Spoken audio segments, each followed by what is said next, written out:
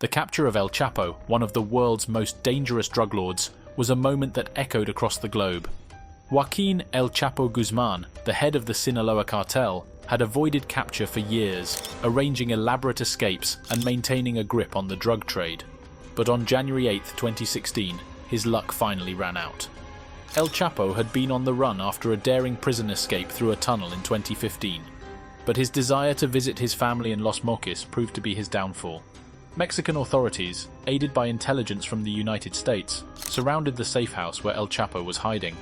What followed was a dramatic standoff, similar to a Hollywood movie. El Chapo and his associates attempted to sneak through a tunnel connected to the house, hijacking vehicles in a desperate bid to escape capture. However, their efforts were ineffective and they were caught at a checkpoint. The images of El Chapo's arrest painted a picture of defeat.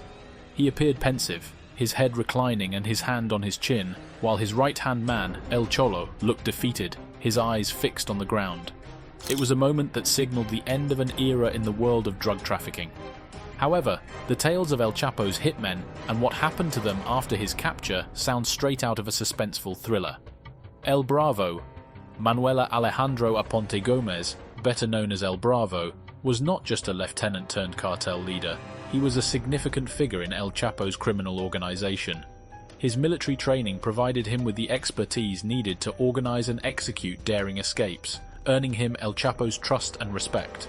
El Bravo quickly rose through the ranks, eventually becoming the head of El Chapo's escort team. His role extended beyond mere protection. He was instrumental in orchestrating daring escapes for El Chapo and managing multiple operations essential to the cartel's success. However, his hunger for power and influence ultimately became his downfall. In April 2014, El Bravo's life was tragically cut short when his brutally murdered body was discovered in a block factory near La Cruz de Alota.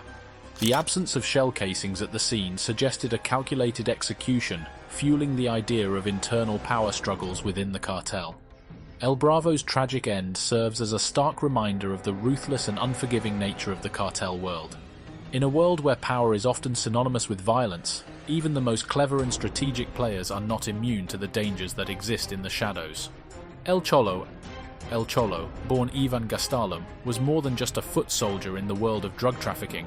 He was El Chapo's trusted companion and guardian.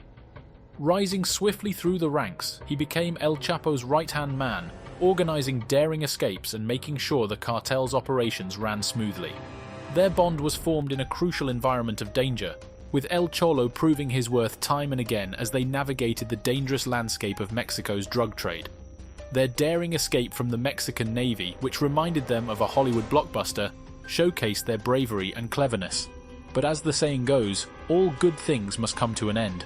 Their capture sent shockwaves through the criminal underworld, signaling the beginning of the end of El Chapo's reign of terror.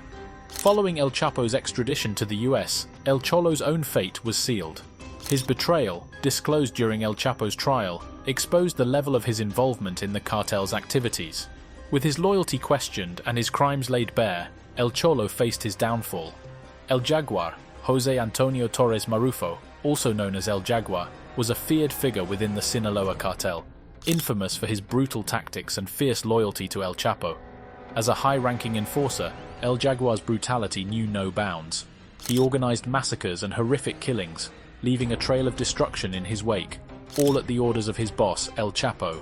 However, El Jaguar's reign of terror came to an unforeseen end when he was arrested and sent to the United States. His arrest marked a significant blow to the Sinaloa cartel, as he was one of their key operatives responsible for maintaining control and enforcing their dominance in the illicit drug trade. Grim Reaper. Similarly, Mario Iglesias Villegas, known as the Grim Reaper, was another formidable figure within El Chapo's criminal organization. As the leader of a deadly group, Villegas was responsible for organizing countless deaths, carrying out hits with brutal efficiency, and generating fear in anyone who dared to oppose the Sinaloa cartel. Like El Jaguar, Villegas' reign of terror came crashing down when he was arrested by law enforcement authorities. His arrest, along with El Chapo's, dealt a serious blow to the cartel's operations, eliminating key elements of their criminal organization.